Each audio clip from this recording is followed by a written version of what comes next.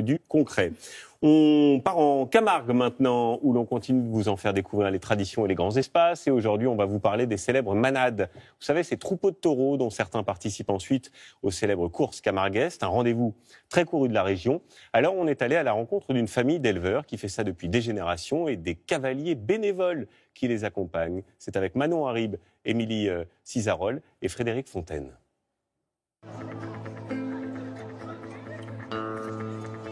Ils défilent, la tête haute, sous l'œil admiratif des touristes. Un air de western qui cache une tradition centrale en Camargue. Le lâcher de taureau est la petite sœur de la course camarguaise, prisée par les jeunes qui doivent courir après les bêtes et tenter de s'accrocher à eux le plus longtemps possible.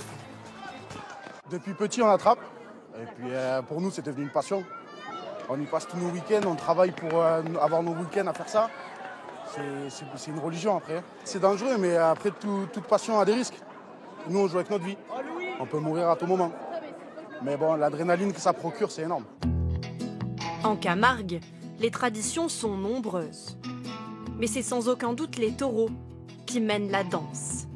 Ils vivent en semi-liberté, sous la surveillance d'Olivier Thibault. C'est lui, le chef du troupeau. Il est ce qu'on appelle un manadier. Alors pour revenir sur l'origine de la course camarguaise, on voulait surtout se servir à l'époque des taureaux pour travailler la terre, un peu comme des bœufs, tirer des charrues. Et c'était vraiment quelques masses, donc l'équivalent des fermes, qui avaient vraiment ces quelques taureaux autour de chez eux. C'est pour ça qu'on a commencé à appeler le terme manade, puisque ceux qui avaient des taureaux, on les comptait sur le doigt de la main. Il fait découvrir son domaine et ses 140 taureaux à des touristes curieux. 1 heure de visite au cœur du troupeau. Ils sont aussi curieux que nous en fait. Qu'est-ce qu'ils viennent faire chez nous Bah ouais, franchement. Et une immersion dans le quotidien des manadiers. On voulait voir voilà, leur passion, ce qui les fait vivre, quoi. Parce que c'est vrai que moi, quand je voyais le taureau, on associe forcément à corrida, quoi. Et corrida, ça... C'est la mort, un peu. Ouais, c'est la mort. Que là, c'est la vie, quoi. On voit surtout le côté folklorique. L'été, quand on arrive dans les villages, on voit voilà, les manifestations dans les rues ou aux arènes, mais on ne voit pas surtout le travail qui se fait derrière. Parce que c'est tous les jours qu'on est sur les terrains, à réparer, à surveiller les bêtes, la nourriture. Donc c'est pas de tout repos. L'élevage des taureaux est indissociable de celui des chevaux. Et chez les Thibault, on s'en occupe en famille. C'est la fille, Anaïs, qui va reprendre l'exploitation. C'est pas un métier forcé, voilà. Ils m'ont toujours dit fais ce que tu veux. Et j'ai choisi ce que je voulais faire, et c'est rester ici et continuer l'élevage de mon père jusqu'à qu'on peut un peu plus, jusqu'à qu'on peut si j'ai des enfants et voilà et que ça continue. Les chevaux sont de fidèles compagnons pour les manadiers, des camarades bien équipés. On a quand même un travail où on ne rassemble pas des bovins domestiques, donc on est souvent au galop. Les bêtes ont besoin de s'exprimer aussi, donc c'est pour ça qu'on a ces selles-là pour être bien calées dans la selle, au niveau du bas-ventre et des reins.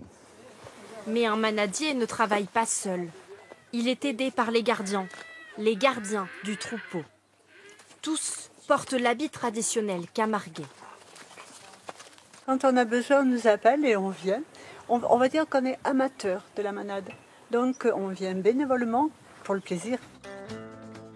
Ils surveillent le troupeau, changent ensemble les taureaux de pâturage avant l'étape primordiale du triage. Et doucement. Carte-toi un peu plus, Mireille. Le triage des taureaux, c'est la sélection des meilleures recrues du troupeau. Souvent pour les faire participer aux traditionnelles courses camarguaises. Et pour Olivier, l'aide des gardiens est précieuse. Il faut partie de la famille, oui. Donc après, c'est vraiment un esprit d'équipe, convivial, amical. Et où on a des cavaliers qui viennent depuis plus de 50 ans, qui viennent à la maison. Oui. Chaque gardien a son propre cheval et son matériel. C'est un peu plus qu'un simple loisir. C'est sûr que c'est la passion qui fait que ça vous fait tout faire, cette passion en fait. Au début vous dites bon allez ça va, j'arrête, je suis fatiguée ou quelque chose comme ça. Mais non, avec le pélo, donc le patron on va dire, téléphone, il y a ça à faire. Oui, bien sûr, pas de problème. Ils ne sont cavaliers que le week-end. Le reste du temps, ils ont chacun leur métier, qui n'a parfois rien à voir. À boire, et voilà. Moi, je travaille dans les pompes funèbres et en fait, ça me permet de me libérer de mon boulot de la semaine, quoi, pour monter à cheval, tranquille, être dehors, en liberté, comme je disais, et la sauvagine, surtout être à l'extérieur, quoi. Ça change un peu du costume et cravate toute la semaine. Fin de la journée pour Olivier et ses cavaliers dévoués. Les taureaux, eux, restent fidèles au poste. Sans eux, ces paysages n'auraient pas tout à fait les mêmes couleurs. Des symboles de la Camargue à l'état sauvage.